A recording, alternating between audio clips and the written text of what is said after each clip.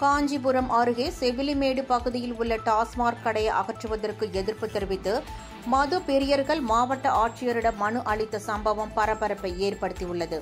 காஞ்சிபுரம் மாவட்டம் செவிலிமேடு அருகே ஜெம் நகர் பகுதியில் டாஸ்மாக் கடை இயங்கி வருகிறது. அந்த கடைக்கு சுற்றுவட்டாரத்தில் கிராம உள்ள மது பிரியர்கள் மது அருந்துகின்றனர்.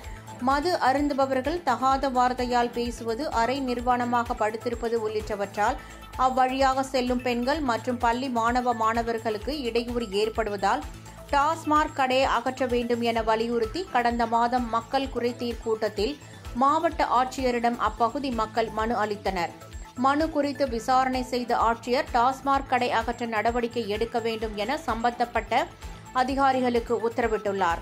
இதை அறிந்த 20க்கும் மேற்பட்ட மது பிரியர்கள் பேரணியாக சென்று இன்று நடைபெற்ற மக்கள் குறைதீர் கூட்டத்தில் டாஸ்மாக் கடையை அகற்றக்கூடாது என வலியுறுத்தி மனு அளித்துள்ள சம்பவம் பொதுமக்களிடையே அதிர்ச்சியை ஏற்படுத்தியுள்ளது.